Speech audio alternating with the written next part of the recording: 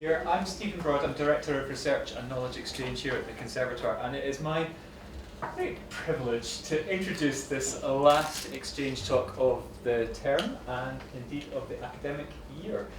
And as you will all be well aware, this last exchange talk is a showcase of student work. Now, in previous years, because this has been an annual event, it has been a showcase of doctoral student work.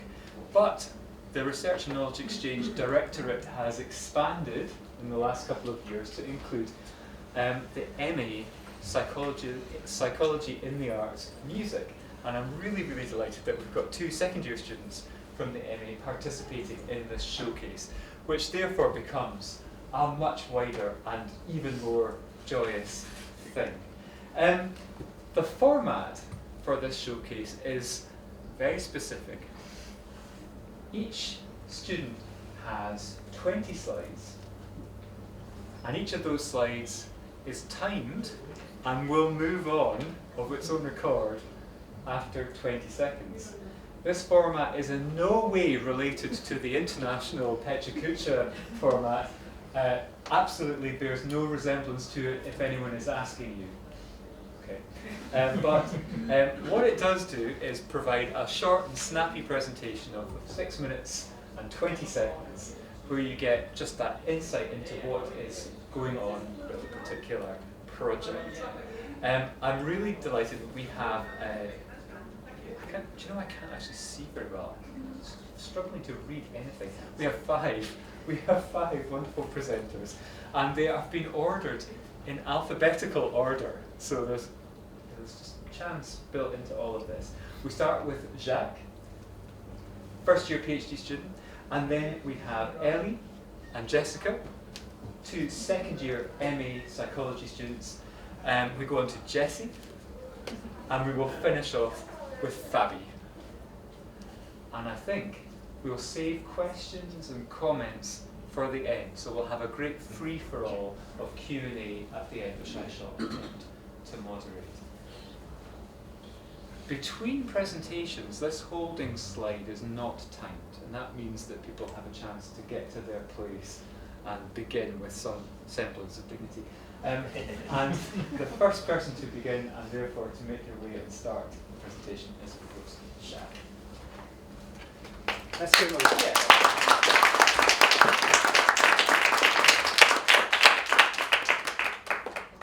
So I'm going to be talking to you today about my research topic. It'll be a whistle-stop tour of what I've been up to for the past 6 and a bit months. So, as you know, my name is Jacques, and today I'm going to talk about the role of the octave and simple cadences. These are the first steps in learning partimento, which is an improvised type of classical music style. So, also it's a keyboard format, and my research is focusing on adapting it for guitar and guitar-related instruments from history, like that Theorbo you saw just a second ago. So this is a partimento. It's an improvised piece based on bass lines. It was designed for actually teaching children in the early conservatories the skills of music, so that they could survive, because the early conservatories actually were orphanages. It's based on figured bass, which is where you have a bass line, like the one there, with figures and symbols underneath, and those tell you what harmonies to play over the bass notes. And you essentially read the bass note and play it like a chord symbol, very much like chord symbols, for anyone who's done that before. The partimento takes that a step further. The name implies mental parts, because it asks you to realize the bass lines not as chords, but as parts that you could write out and hand around an ensemble. So the skill is in doing this in an improvised fashion on the spot. It allowed composers like Haydn and Mozart to write music very, very quickly. Figured bass was also practiced on the guitar. You can see there's also harp and psaltery on all sorts of instruments, as well as the keyboard. So there's lots of frames of reference that can be analysed for how to take this mainly keyboard art form back onto guitar and related instruments. We have methods for how they played figured bass on the early modern guitar, the baroque guitar, the Renaissance and arch lutes, baroque lute, Theorbo and cittern, which is quite a lot, and they're all very different. So the main difference between realizing figured bass on the keyboard and on the guitar, oh, sorry, forgetting my order. First exercise in learning it is how to harmonize a scale on the bass, and that's called the rule of the octave. It first appears actually in a guitar treatise from Paris. That sounded a little bit like this. I'll play it for you so you have an idea.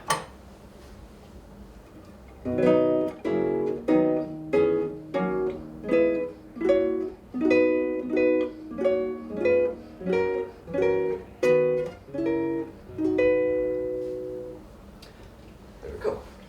So the main difference between playing that on the guitar and playing it on the keyboard is it's very natural on the keyboard to put one hand here, left hand there, left hand moves, and the right hand stays still. Not so on the guitar. So there's the comparison up there. The bottom line is the continual guitar realization, and above is a keyboard realization. Of course, when you try to emulate that on a guitar, you run into all sorts of traffic jams because the notes can't go so far apart, and when they have to get closer, you can't space them as widely either. There's only two options to resolve that, and it's either to have less notes in the middle, or just to move the bass note back down an octave. So my solution, which you'll see in a second, has options for both. So I've come up with a system for harmonizing scales in that way, and that is the rule of the octave. I've based my realizations.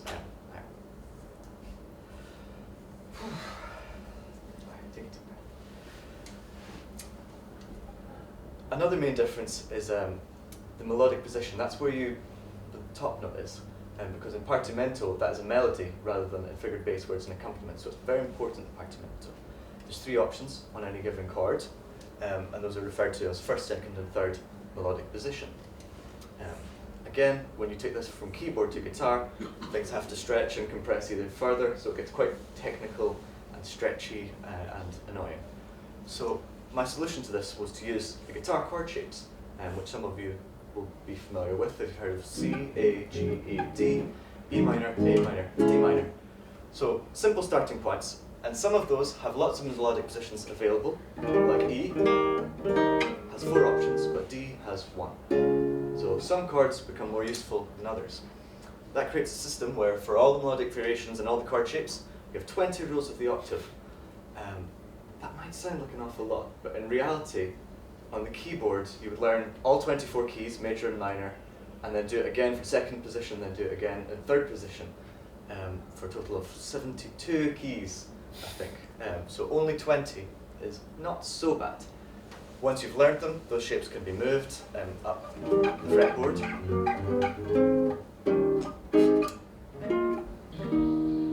And that gives you access to the whole register of the guitar. Low chords, high chords, spread out chords that are far apart, and chords where all the notes are nice and close together. And again, like I said, chords where the bass note can go down, and you can have all the notes, or where you take the notes out. So all the options are there. Once I've done this for the rule of the octave, I went on to doing for simple cadences. Cadences are just the ending moments of pieces, the sort of bada bing, bada boom moments, as I like to say. There's 3 kinds of cadence. So that multiplies your 20 shapes up to 60 things. So 60 things to learn on top of your 20 rules of the octave. And that is about all you need to realize a partimento. So without further ado, I'll probably demonstrate for you what that's going to sound like on a simple partimento from Fenaroli, Book 1, Partimento number 1.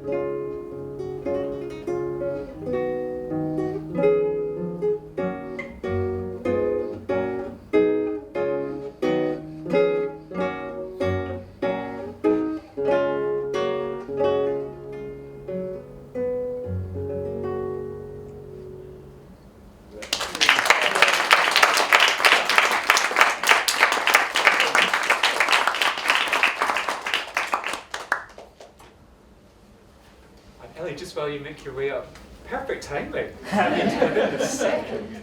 It's not an easy thing to do.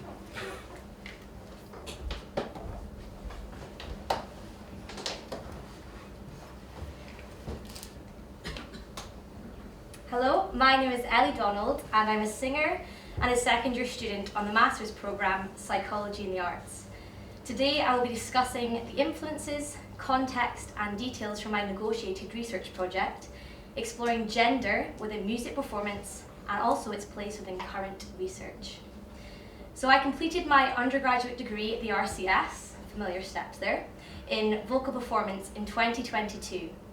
My time studying gave me limited but important insight into the male's experience compared to my own. The gender split of my class was nearly an equal male to female ratio. So here's my friend and colleague and I in our 4th year opera scenes exam, clearly neither wearing high heels, which is the norm for classical singers. By this stage in my studies, I was aware of the expectation for females to dress a certain way whilst performing, and this was a regular area of discussion amongst some of my class. These experiences encouraged me to pay attention to the gender expectation generally within classical music and my own positionality. Since graduating, I've had time to reflect and observe this area within my practice and started to question why this is and if other genres face the same challenges. It's no secret that music performance is a highly competitive field for all involved. This research will serve as a spotlight on female musicians to explore the effects of this level of competition and the impacts of the biased expectations placed on female musicians. There's a wealth of writing around gender equality within world-leading orchestras, notably females only being accepted into the Vienna Phil in 1997, which in the scheme of things isn't long ago. Within the past few years, there's been research into the impact of female performer dress on audience perception, with results showing a clear correlation between attractiveness and audience satisfaction.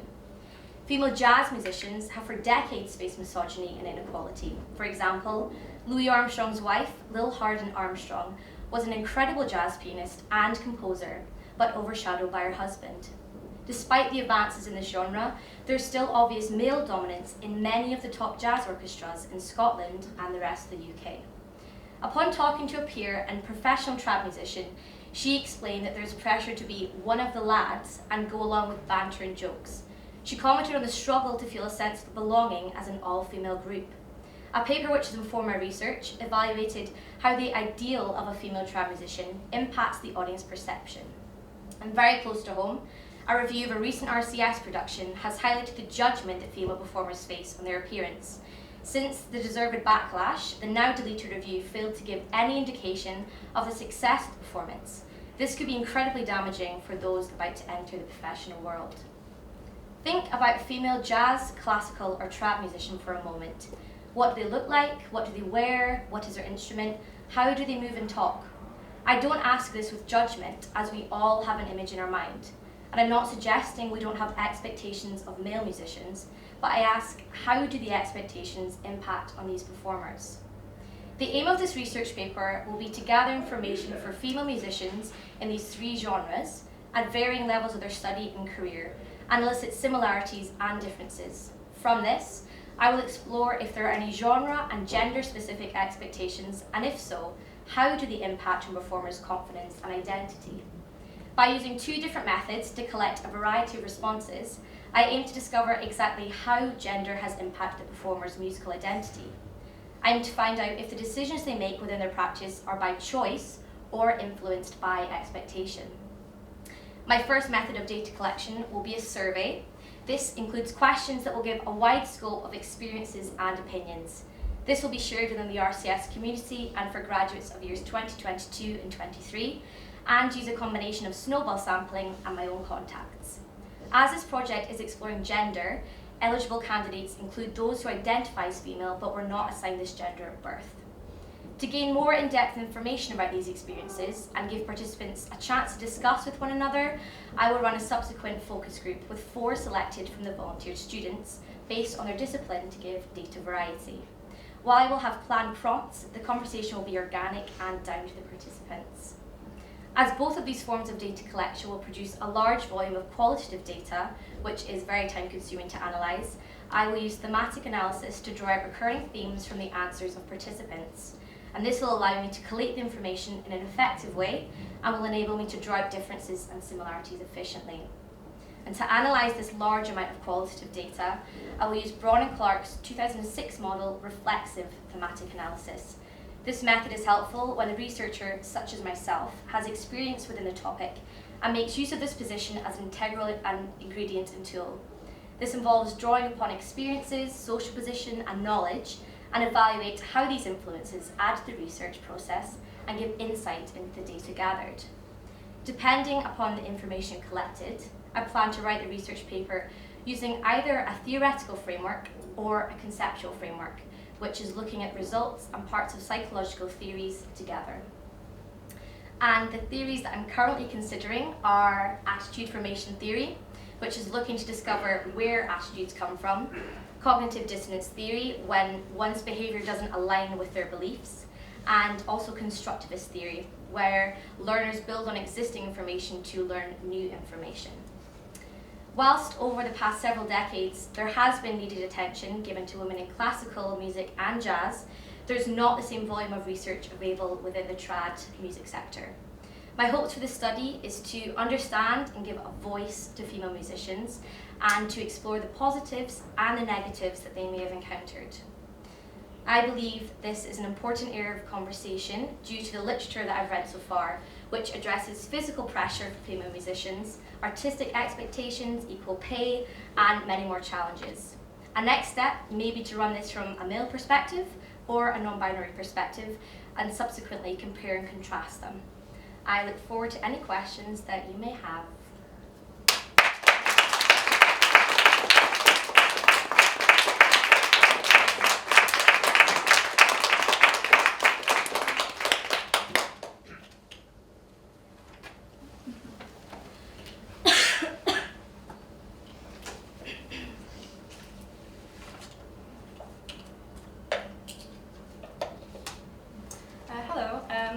My name is Jessica, and I'm going to be talking to you today about my upcoming research into the auditory processing skills and deficit of dyslexic and dyscalculic musicians throughout their musical training. This research for me starts through my years of my own musical journey as I learned to play classical violin as a dyslexic student.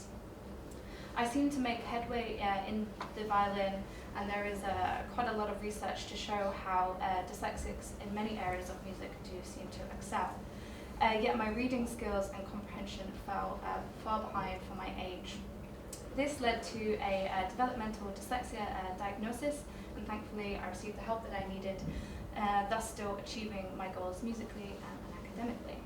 I contribute my academic progression to my musical training, and this is the belief that is the basis of an extensive field of research that has discovered immeasurable evidence for the benefits of musical training for dyslexic and other neurodivergent individuals. Yet there is what is less explored is the way that dyslexia can affect musicians, the way that they experience music, their music making, and then their musical training as well.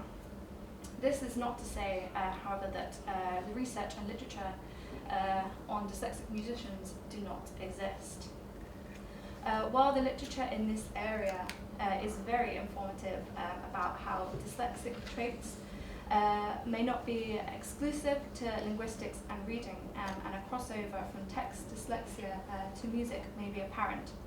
The research does tend to focus more on notation, naturally when you're discussing dyslexia, as it would, and the skills and comprehension needed within music. When I think about my own dyslexic traits in both text and music, my biggest challenges seem to revolve around my auditory processing abilities. Yet most literature seems to lack references to similar experiences that I have, and also occasionally contradict them. Versatile makes the statement that while musicians are known to have exceptional sensitivity to sound, poor phonological representations are considered a main characteristic for dyslexic individuals. Tallow and colleagues theorized that the impairment of phonological processes may result from a general, non-specific deficit in perceiving rapidly changing auditory signals. This takes place here in the phonological loop in the working memory, which you can see on the screen there. This term phonological tends to relate mainly to language and linguistics. Yet, in accordance to Taller's theory, a defect in perceiving rapidly changing auditory signals could also suggest a potential defect to musical auditory signals and musical stimuli. My own experiences as a dyslexic musician seem to run parallel to my text, within text and music, with auditory processing at the root. For example, interval and rhythmic recognition, discrimination, and a difficulty at holding those passages in my working memory. Only a handful of studies have explored the links between dyslexic musicians and auditory skills, including pitch and interval discrimination, synchronous tapping, and the auditory working memory with both melody and rhythm. The majority of these studies measure auditory skills performance at the moment, and what seems to be missing is a qualitative exploration of the experiences of dyslexic musicians throughout their musical life in regards to their auditory processing skills and deficits. Miles and Weston's work does begin to explore this through musicians' testimonies, and in one account, an individual does describe how their lack of oral test skills and repeating back a line of melody played on a keyboard while forgetting the start of the piece before it is finished. This account is probably one of the closest I have read to my own experiences, but interestingly is from a musician with dyscalculia. This suggests similarities in music-related challenges between different conditions, which might point to the boundaries being somewhat blurred. The aim of my research is to gain a deeper understanding of individual experiences of auditory skills and deficits to musical stimuli throughout past and present musical training for dyslexic and dyscalculic musicians. I will be using a constructivist paradigm with an ideographic approach due to the focus on my participant personal experiences, as well as using an auto-ethnographic method as my own positionality could be a beneficial lens to this research. I intend to collect my data through semi-structured interviews to stimulate open conversations about individual experiences and ideas, potentially demonstrating similarities and or variations of existing understandings within the literature as well as my own. This research could address gaps in the literature, also including possible misconceptions around the transfer of text to music dyslexia, dyscalculia, and dysmusia, with auditory processing from a musician's perspective, as well as informing my own praxis. Thank you so much for listening. Please contact me if you have any other questions and want to have a look at my references as well.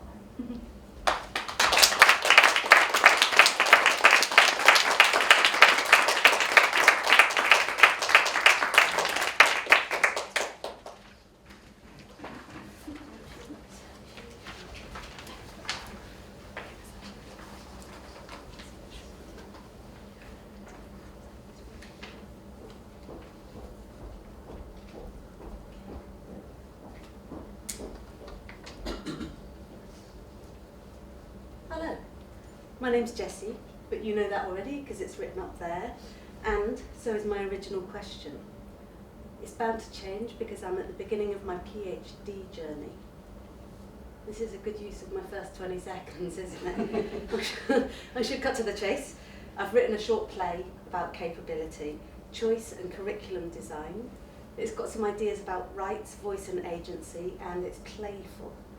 Maybe if we read it together, you can help me begin to understand what a curriculum is able to do and what it can be. Some of you, anyway. Why only some of us? Well, we've got 6 minutes left. Oh, that's not very long. It isn't. I've got a question. Go on. What is capability anyway? I knew you were going to ask that. You wrote the script. I know. But I still knew it was going to be difficult questions that I had to grapple with. Isn't that the point of doing a PhD? Well, I don't think it should make you itchy. Is that what grappling is then? Something that makes you itch? You haven't answered my question. Is it because you don't know the answer yet? I like that you put in yet. I'm trying to be encouraging. Okay, I'll give it a go.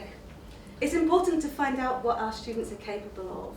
That's a pretty widely acknowledged thing. But where an education system favours the privileged, the curriculum can become restricted to focus on testing and exam by those in power. Like the old sausage factory metaphor. Yeah, why not? I still don't get the capabilities thing. Capabilities is a human development approach. It focuses on individuals rather than a whole society. People need choice and freedom in the opportunities that might be on offer. Doesn't that go without saying? Yeah, but not everyone's treated equally, are they? Like who? Like people from deprived communities, for example. You want to be careful with that language. I read this thing about posh-splaining the other day. Yeah, I read that too. And I'm thinking about how we use language, like how much impenetrable language there is in academic writing. Ha! Are we getting off track here? As I understand it, the deficit model declares that people from deprived communities need to raise their aspirations in order to raise their attainment. Are you talking about young people? Yeah, but I'm saying the deficit model isn't helpful in us understanding young people's aspirations. Excuse me? You want to say something? Yep. Go for it. Why have you written your presentation like a script? I was wondering that. Yeah, what does it have to do with your research? I love writing scripts. And why does that mean, and why does that mean you have to do it here? It helps me to present my ideas fairly well. Are you not enjoying it? I'm not. Why? I haven't had any lines yet. But you've had two now. Yeah, but I had things I wanted to say and you didn't give me a voice until now. Why didn't I have the option to make a comment in the first half of the presentation? Is there something wrong with the way I think? Give it a break. Do you mean me? Yeah. I can't take a break. We're over halfway through. Anyway, the plays do two things. First, they function as one of my self-designed learning tools. If I want to learn about society, politics, human development, creativity, curriculum design, people, approaches, choice, all the rest. Are you saying that you're overwhelmed? No, I love it. The little plays help me to dialogue with the theorists. It's a very enjoyable translation tool.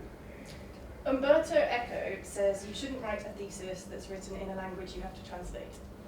I don't think I'm translating from one language to another though. I'm processing my learning in an art form that I feel comfortable with. And at the same time it helps me to communicate my ideas in a way that I hope isn't too fussy. Fussy? She didn't want to use the word convoluted, in case we judged her. What's the second thing? The second thing, You said there were two reasons why you use plays. I did. Thank you. It's because I've been thinking about play in higher education. As in drama? Not really. Like the way playing helps us to learn. Should we be doing that as adults? Why should we? Playful learning is important to us too, isn't it? I hope so. I'm not the only one who thinks that. So why don't adults play much? What's that all about?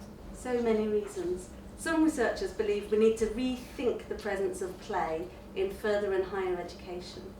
By playing, we explore without preconceptions and learn from our mistakes and accidents. I don't think that's new. It isn't. Is this just gimmicky? What about the participants? Aren't you meant to be doing something with them? I will be, yeah, but I feel like I've got to understand the landscape first. I'm in this lucky position where my PhD is in the context of my everyday work and fair access, so I'm engaging with participants, practitioners, educators, sector leaders, government. You get the picture? I know that young people I work with, who are all from disadvantaged backgrounds, have aspirations. So what's the point in the research then? Why don't you just go ahead and do it? Do you mean design the curriculum with the participants? Yeah. Well, there's so much I don't know. And I guess it's important to research and share my learning about the way curriculum is or isn't linked to context, constraints and societal expectations. You forgot to mention voice and agency. Yeah, it's about understanding people's stories, and from there I'm interested in how a learner might set their own goals and realise them through a curriculum that is open enough to allow for this. Isn't that a bit loose? That's why I want to test it as a concept. Who is to say that young people are not capable of contributing to their own curriculum? Aren't modern students different? They kind of need different things in learning, don't they? You're not wrong. And that's going to have a massive impact on my study. That and the freedom to choose what to do and what we can possibly be. And I think these are the things I've begun to play with and make connections. And it feels exciting.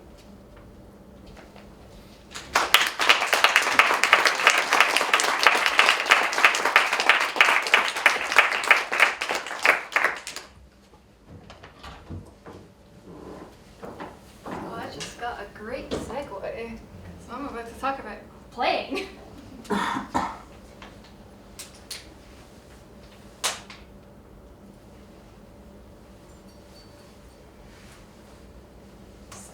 Hello, I'm Fabi. I'm also in my first year of my PhD, and I am looking into performance and play, exploring lived experience in video games.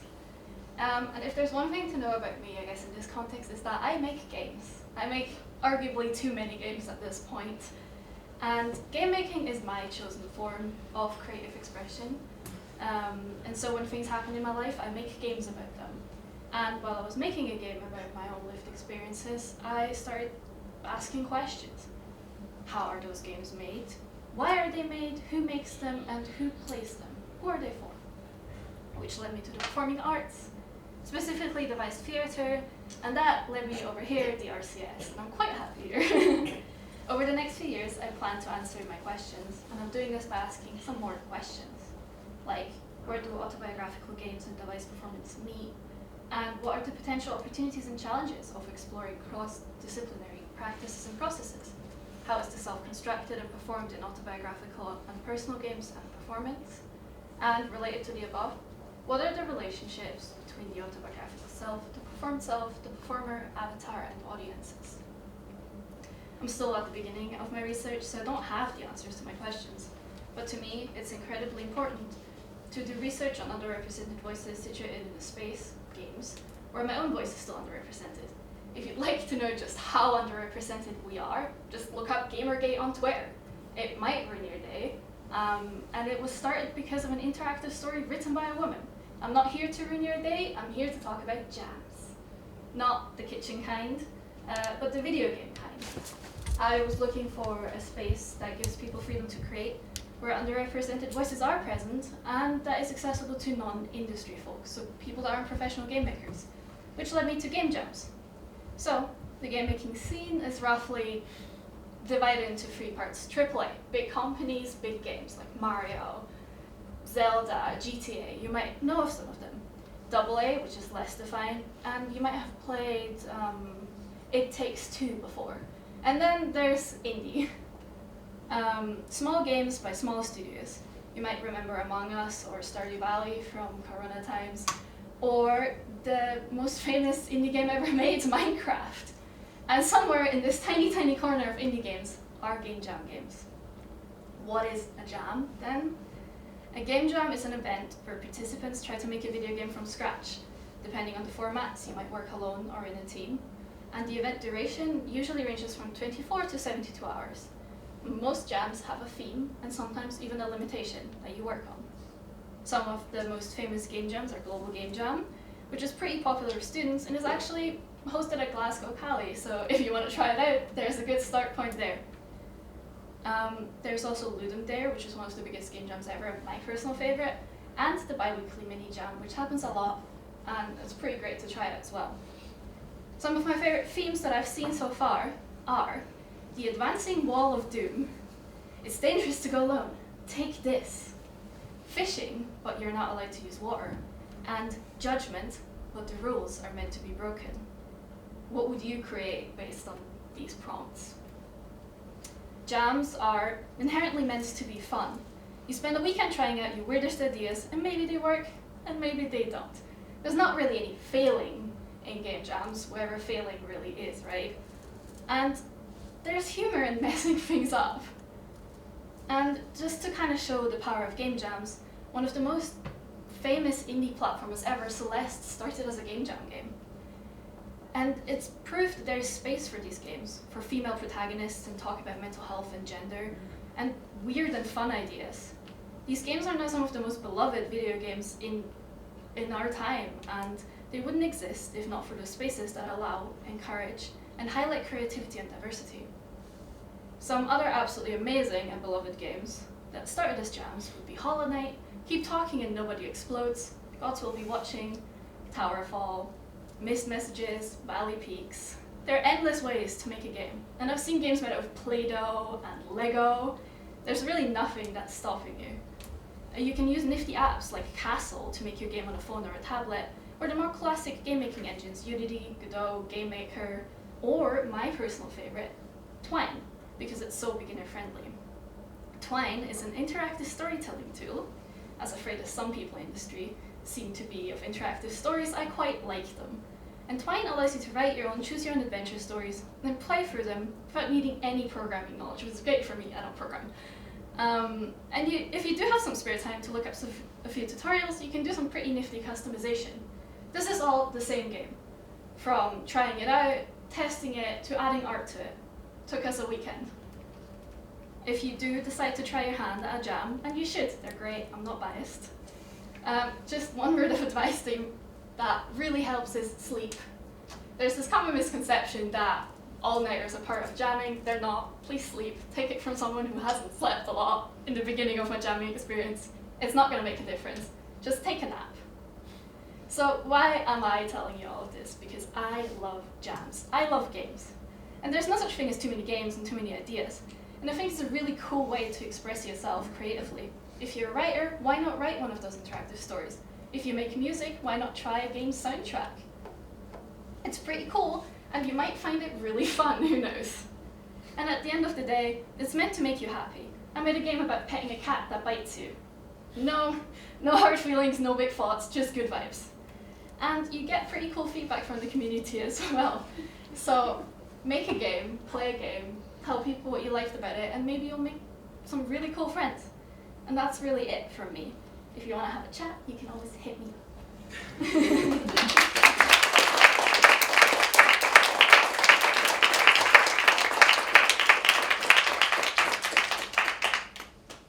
Oh my goodness.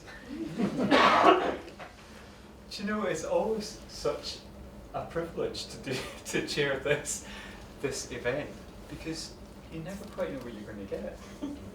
And I'm always astonished at the range of work that we have in such a relatively small community, small but extended community.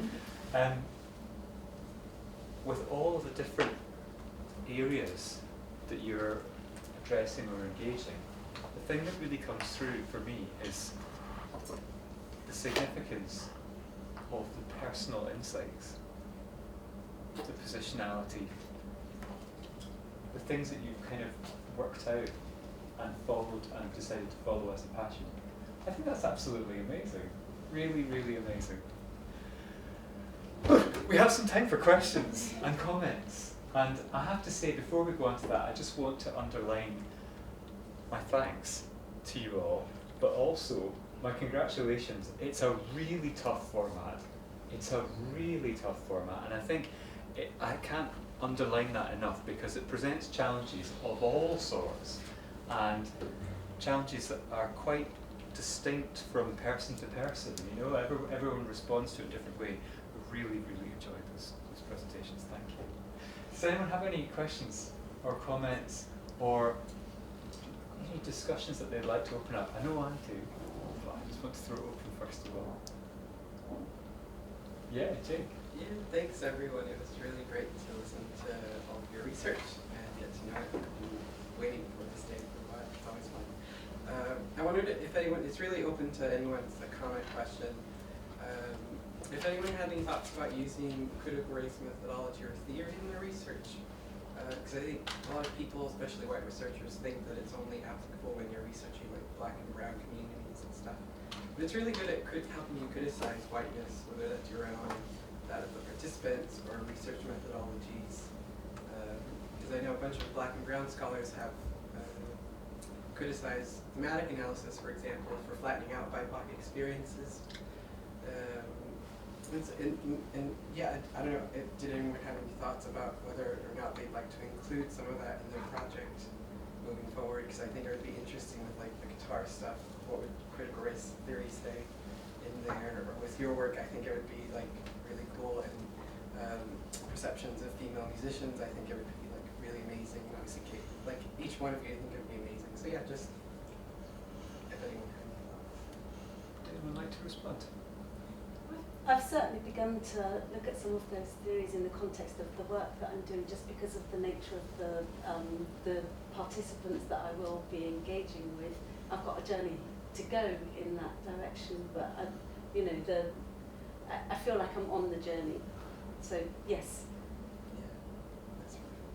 Okay. Ellie, you talked about your reflexive thematic analysis and how it would help you with your, reflecting your positionality, but does that speak to Jay's comment in any way? Maybe it doesn't, maybe it's a separate issue, but you Yes, specifically that's really mentioned interesting, because I guess it's trying to take into account everyone's experiences, including my own, and how does that all kind of come together to answer questions that will come up. So at least looking into that, it's always good to get someone else's input, you know.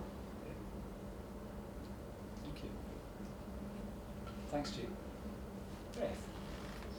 So I have a very non-academic question, which I'll ask at the end if I'm allowed to, because I'm following on from Jay's really good question. So I've decided to ask a more academic question, and not the cat one, Fabi, which I'll ask you about later. This is for Jessica and Ellie. Thank you both so much for your presentations. It was really wonderful to welcome you to the talk. So the literature that you both talked about, peer-reviewed journal articles in particular, I wondered if you had an idea of what field or type of institution that literature came from. If it was written predominantly by musicians or music scholars, or by sociologists or philosophers. I think the interdisciplinarity is really interesting. I wondered where its base was. So I didn't obviously cite all of mine up there. I think I had 2 up there. The traditional music one, I think, was written by a musician and PhD scholar. So a lot of the work that I've been reading is from musicians, which I guess creates its own issue of everyone's kind of got their own spin on it. So yeah, I think going forward it would be good to have sources from lots of different authors in general. I noticed you quoted Derbyanic and Mitchell. Yeah.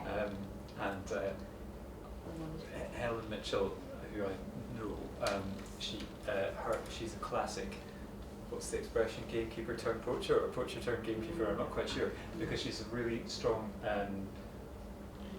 social scientist who was a singer and who has also worked so extensively with musicians of different kinds. And it's very interesting how those, it's not, positionality is a lovely word because it kind of, it covers so many things, but actually, of course, it conceals an awful lot of complexity, doesn't it? And I think there's so much important work to be done by people who are able to move from one place to another, intellectually, emotionally, personally, yeah, which I know she has done.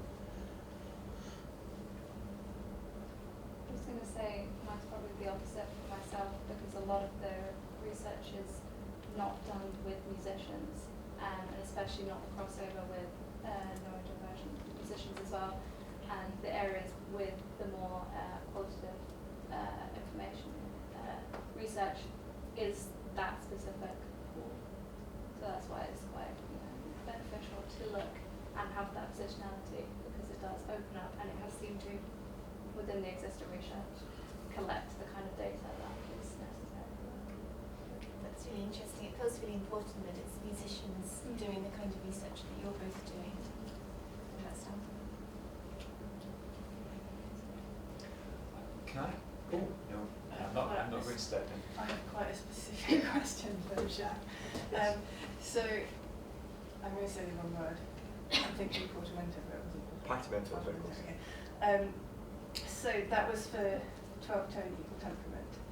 If I gave you something like, I have a piece of a 16th century French chanson in 18-tone equal temperament, would you be able to create something around that based on the way that you, for the guitar, based on the way that you've been working with 12-tone equal temperament? Absolutely, yes.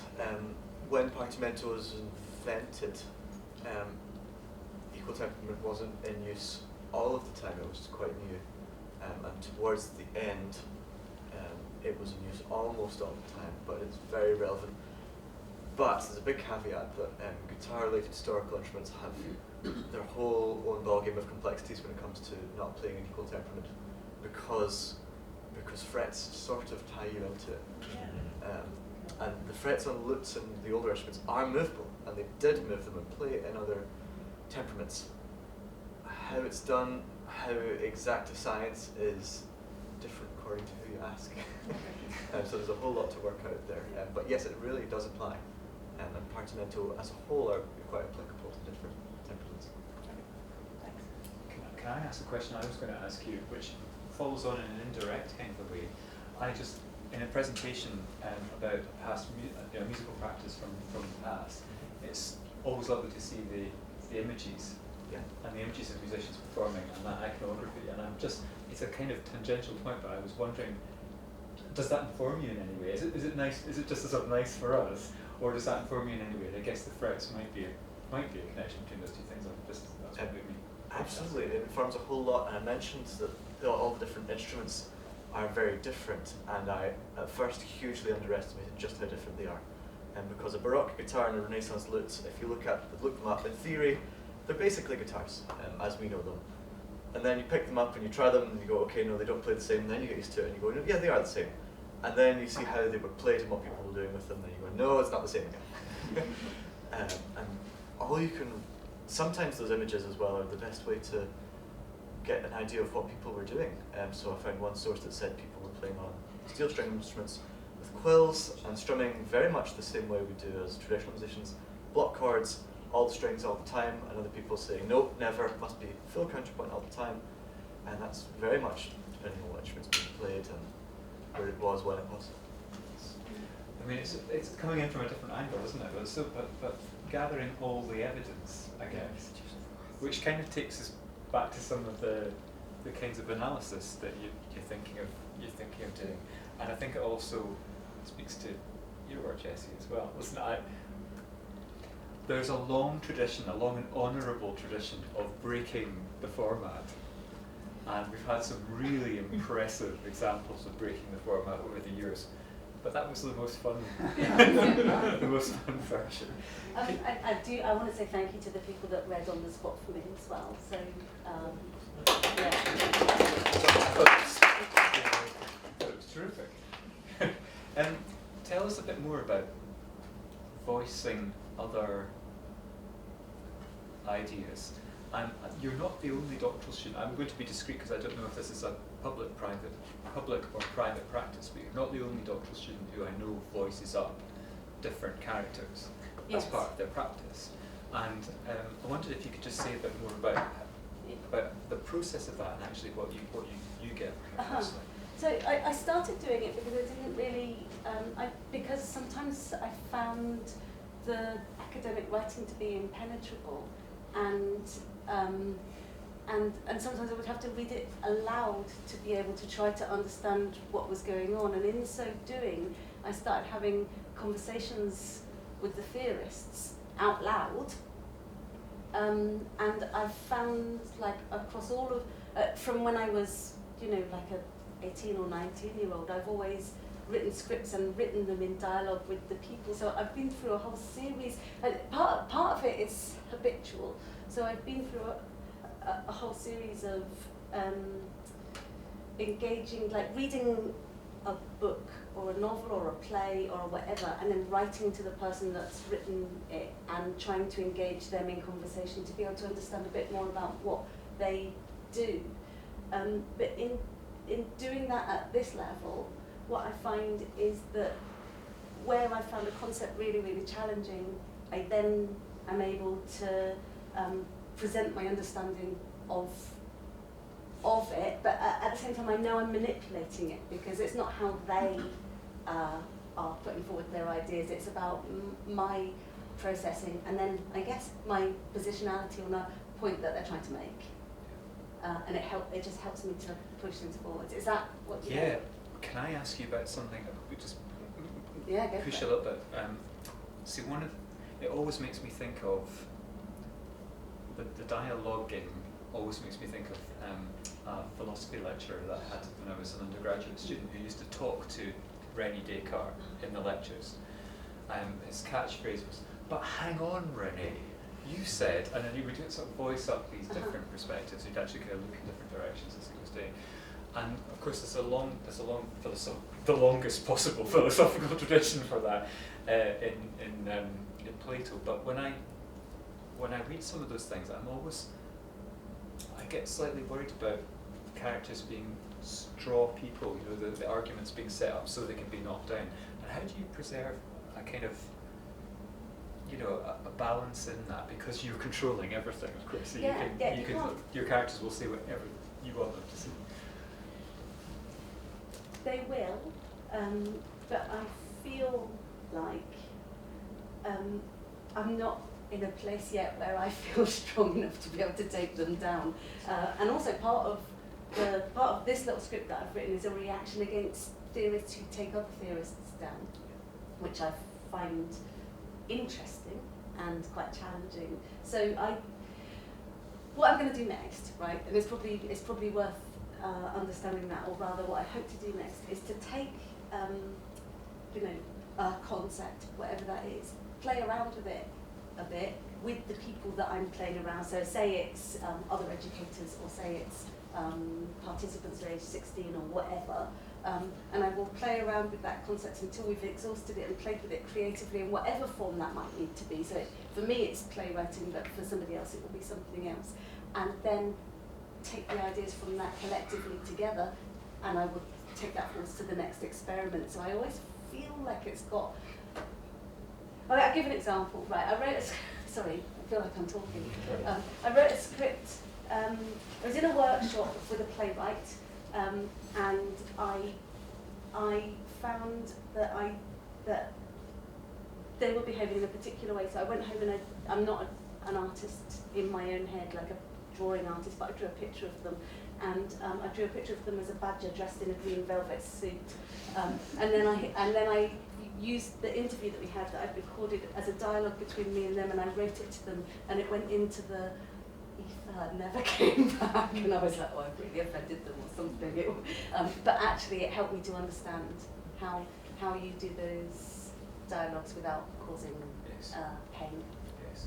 I think that's my best way of explaining it. I mean, that is fascinating. It's really, really fascinating. And I think just opening that space, we kind of experienced that, which I think was really, really important. Stop. Leap in with another question. I'm so full of questions. I could just keep going all night. So please leap in if you have a question. Jessica, I want to ask you a question, which is sort of related to that, I guess. This idea of the space opened up, and this sense of so I'm looking back at you, Jessie. I'm trying to think what I'm trying to say here, but this idea of holding uncertainty open. It felt to me as though your work, you've got the experience of so many musicians and so many students in this institution will resonate with the work that you're doing, and it feels as though it could be hugely significant. And you've got something very special in that, in holding that, the direction of that work, holding that open. What are your longer term ambitions for it? Because obviously you've got something very specific to do just now, and you can feel that focus in what you're saying, but it feels like it's bigger than that project. I think it kind of has kind of two steps, I think, because a lot of this area, when I started looking into it, I hadn't really recognised it in myself at first, so I'm only talking to 6 participants. But it'll be interesting to see once we open the discussion on auditory processing, and they might then recognise similarities or what I may have in themselves, and start thinking about it, and it may come to inform their practices as well. But then I think that's quite interesting because that's more closer to what my research will lead to. But then also looking to maybe discuss and try and aim for ways in which we can better inform musical training, to kind of work around that maybe with kind of, I don't know, I mean it's always interesting because I don't know because I haven't spoken to those people yet. I also want to open the conversation about strategies, because also all the musicians that I'll be talking to have reached a certain level of musicality, so it's likely that they have overcome or found coping mechanisms within their musical training, which is why I want to look at the full musical lifespan. And then hopefully moving forward with that so that it can inform other musicians, teachers, in general, just music making kinds of environments. I noticed when you talk about it, when you talk about coping and strategies, and in the presentation you used the words skills and deficits. They were always together, skills and deficits. Yeah. Clearly, I guess if I were as a sort of broadly neurotypical kind of person, then I think if I were researching it, I would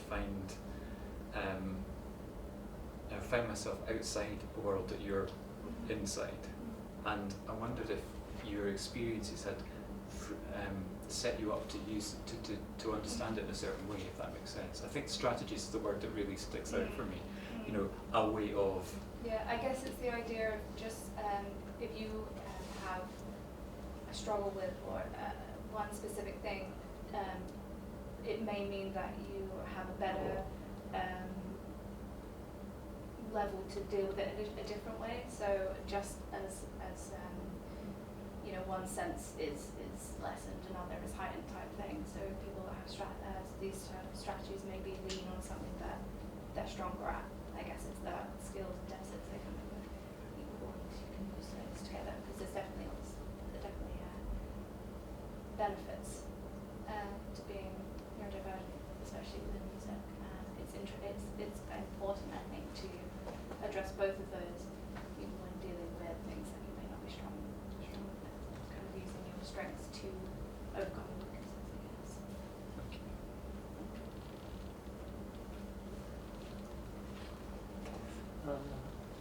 Okay, a question for Fabi.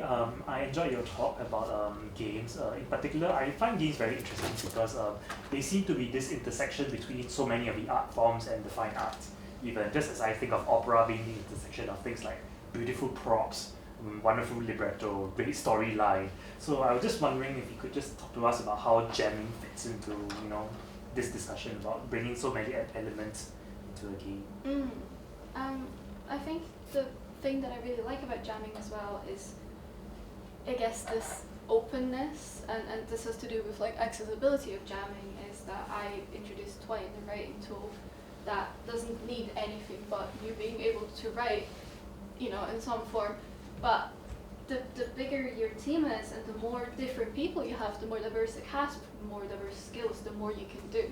You could have classical musicians, you could have digital musicians. I'm a digital artist, but I've seen people who have drawn, you know, stuff in real life, scanned it in and made a video game with that. I've seen a game recently that was completely made out of hand-stitched quilts, made into a digital game. So what I really like about jamming in games in general is that there's so many options depending on who is making the game and their skill set and what they want to try out, is that any art form works with games if you want it to work. Yeah, just a question for Jessica. Jessica, you mentioned skills and deficits, and I'm thinking that it seems to me increasingly there is recognition that neurodiverse or neurodivergent, depending on how you want to describe it, people have a lot of of really useful skills, which is increasingly seen as a real positive attribute, to the point where people are now listing it on their CV as, these are my positive attributes, including neurodivergence. So I'm wondering, rather than framing it as deficits in musical auditory processing, there must be things, surely, that neurodivergent people can bring that maybe neurotypical people don't bring to music. I'm just wondering if that's an area of interest, or if it's even an area of research. I'm certainly not aware of it, but I'm throwing it open to you to see if that's something a direction to go in. Yeah, I think that is why I kind of wanted the conversations to be quite open, and using the term skills and deficits, because someone might just talk about their skills and what they think they bring, and their advantages. They don't have to talk about their deficits. I think that would be a very interesting lens as well, because it would. I don't want to just talk about deficits. I want that conversation to be open, and that person to take their perspective on that. So they'll lead the conversation, and that I think is quite telling, as you say, as that person's perspective on their experiences and how their divergence influences their practice. Yeah. I guess it's not a comment for Jessica and Jessie. Just in that I teach in a university, I teach on fashion and textiles, so creative but away from music. But I find that we have, of late as well, interactions within the classroom, getting the students to overcome just a general fear of engagement, even though it's I feel like maybe it's taken for granted that you're in a creative space. It's not as academic. There's not that fear to get on and do something. But actually, I find the students have way more fear in letting go and just being creative. So Jessie, like you mentioned, that idea of play and bringing that in. Sometimes, I think that could be so beneficial to bring it into the classroom. And then Jessica's comments on neurodiversity. Obviously, so many of my students have neurodiverse issues that they're trying to overcome in the classroom, and because we have such big classes as well, tailoring what you're doing to suit everyone, keeping the idea of play, keeping everyone engaged in a space that you're supposed to be engaged, it's supposed to be fun, but actually if you're struggling to do that, you just feel lost with everyone else being creative, having fun, and you kind of get in this fear bubble. So I think the idea of play and bringing that in could be so beneficial. Just my brain is trying to work out how we can bring it in. But then also comments or questioning from Jessica, do you have any plans, or maybe a way that teachers in classrooms now can bring this skills, techniques into teaching more neurodiverse students, rather than just being oh yeah, I know that I'm aware that this student has these needs, but I don't actually know how to teach them. Do you feel or if there is anything already there that's what I'm hoping to include within the dissertation, is kind of a handbook at the end, so that it's also, as you're saying, academic writing is quite intimidating and it's not the most accessible thing. So maybe a simple handbook or guide or something, or to kind of highlight and suggest different ways. Or dyslexic non-academic. Yeah, because then it reaches more people, and people are interested and actually want to read it. But yeah, if someone sends you a really long dissertation, and it's a lot to kind of swallow. Sometimes, so I want to include that within my work. Yeah. If it was a graphic novel. Yeah, that would be really good. cool. I would read that. In a night. Illustrate that. I'm really aware of the time. I need to begin to draw things to an end. But can I just pick you up on the graphic novel just before we finish? Because I'd like, if you could give me a really short answer, that would be great. I think you've both got to write a dissertation in words Am I right? No. But you No. can also do No. presentations. There we Yeah, are. 50-50. Okay. Of course, Presentation. Okay. Yeah. Can you give me the very quickest, like, here's how it is just now, what the PhDs are going to look like? A system for realising partimentum on the guitar. What, writing, editions, performances, videos. Writing with performed examples. Fantastic. I think it's going to be case studies with playfulness in them. any actual plays? So plays, yeah. Yeah, yeah. Plays in them, yeah. Video games and a dissertation to support it. Portfolio of video games. Fabulous. It's always such a pleasure to hear about this, but what an amazing selection of projects. Thank you very, very much.